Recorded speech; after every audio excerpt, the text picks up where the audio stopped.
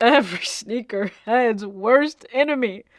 And I know you're probably thinking just off the top of your head, oh, it's resellers, it's bots, it's Hypebeasts. Great guesses, but you'd be wrong. Don't get me wrong, they're all great guesses. But I think there's a bigger nemesis just at the core of what we do and love, and that's enjoying sneakers. And if you say not enough money, that's another great guess, but also wrong. Space. We don't have infinite space. I don't care your residence, a home, a condo, an apartment, a dorm room, I don't care. We don't have infinite space. And please just take it from me, okay? Do not attempt to bring all the shoes you own, even half the shoes you likely own, to a dorm room in which you share it with one additional person, or more for that matter. Just don't do it, okay? It was like one of the worst mistakes I made in college. Men, it's probably safe to say you deal with this a little bit more than women, but I'm pretty sure women can also deal with this too. But you're trying to sneak in like that 253rd pair. You're hoping your wife doesn't notice or your girl doesn't notice. Yeah, she probably does, and she's probably upset because you're running out of space. Listen, this is a common thing that all of us will deal with at one point or another. And I feel like there are 3 ways in which we may address it, and I don't know that they're all healthy. Okay, approach number 1.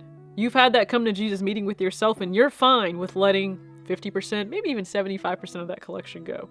You're willing to go from 200, 250 down to 50, or maybe even 30. Hell, maybe even 10. You are just really living on the edge.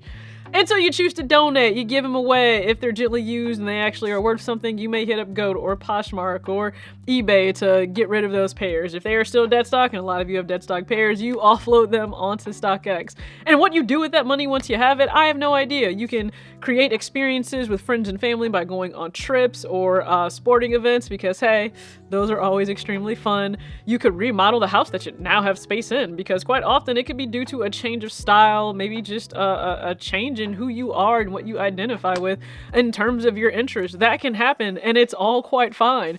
But you made that jump. You've liquidated so many of your pairs. Your collection is really curated. It's something special to you now, and you have more space than you've ever had before. And this is probably the most this is probably the one I should just go ahead and applaud the most. I know friends that have done this. I'm not there yet.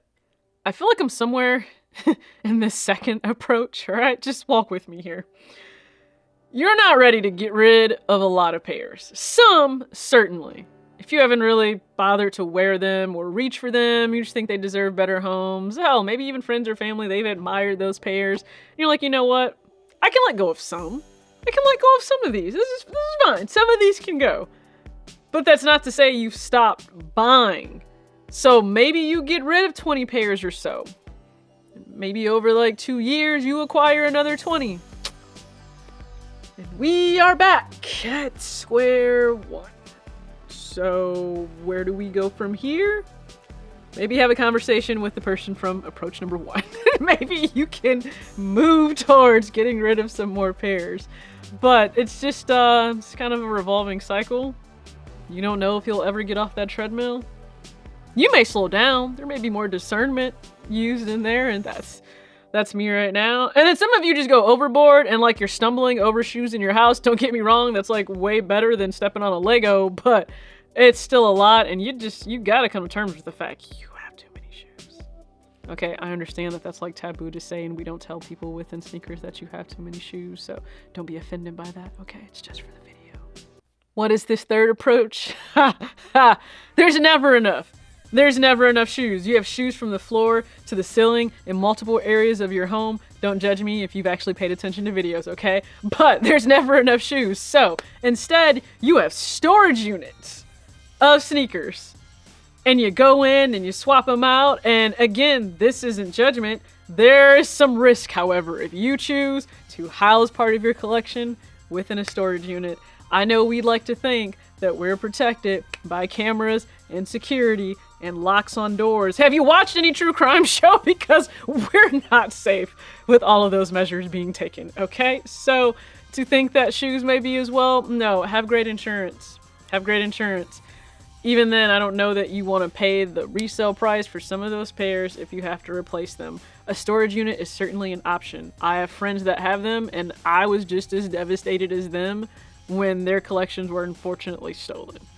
And that's a violation of like your peace, your privacy, you know, the ownership of things that are truly yours. Like it's a total violation. It's a crime and it's wrong, but that is part of the risk associated with having endless pairs, right? Like, I mean, do you intend to just continue to upgrade the size of your house and the square footage like over and over and over and over again just to house the shoes?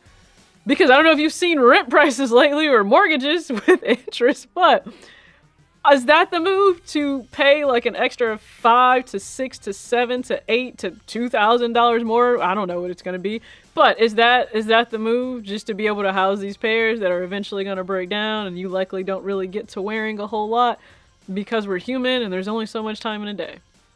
I don't know. That's the third approach. And there are probably more. So go ahead and comment below. What are some other approaches outside of these three that I highlighted in the video? But I firmly believe now that, like, I've taken a look around, taken a step back, that space is the biggest nemesis of us within sneakers. And some of you have conquered that final boss. And you have so much clarity. You don't spend an extra half hour or more trying to figure out what you're wearing because you only have so many shoes. And your style likely goes with all of those seamlessly, so you can just pick any pair, depending on the occasion. Throw them on, you're out the door. I'm not there yet, so I appreciate patience and grace in this whole little journey. But I have done quite a bit of liquidating just in terms of my collection. I'm happy about that. I'll continue to go through that, certainly with clothes. And comment where you are in your journey. Hopefully you guys checked out my recent video on the fact that I really do think that Jordan Brand is helping me to save money in 2023. Are they helping you to save money based on the releases that are coming out? And $170 for Air Jordan 1 Low OG in the 85 cut. How do you feel about that? Be sure to check that video out as well. As always, thank you for tuning in. Act your age, not your shoe size. Peace.